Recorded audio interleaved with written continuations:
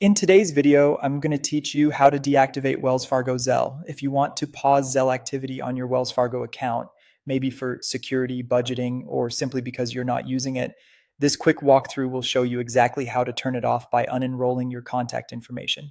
You can always re-enroll later, but for now, we'll focus on cleanly deactivating it. Start by opening the official Wells Fargo mobile app and signing into your account. Use your usual sign-in method, and once you're on the main dashboard with your accounts, look for the Pay and Transfer option. It's typically represented by a money icon. Tap that to open the payment hub. From there, select Zelle.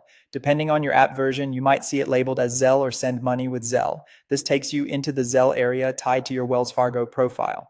Next, head into Zelle Preferences. This section controls the settings that determine how your Zelle profile works within Wells Fargo, including which contact details are connected. Inside Zelle Preferences, tap Manage Payment Profiles.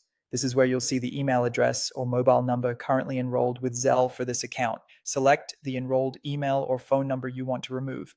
You're choosing the specific contact method that Zelle uses to identify you for sending and receiving money. Now tap Unenroll for that email or mobile number. The app will prompt you to confirm, since this action stops Zelle activity for that contact detail. Go ahead and confirm. After you do, give the app a moment to refresh. When the screen reloads, your Zelle profile should show no enrolled contacts.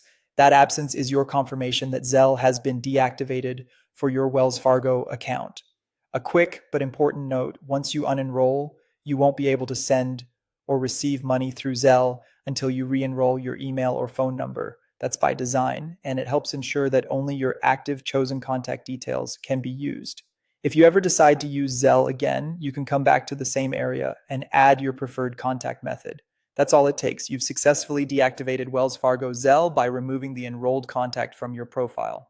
If you found this tutorial helpful, don't forget to like this video and subscribe to my channel for more Zelle tips and tutorials. Thanks for watching, and I'll see you in the next guide.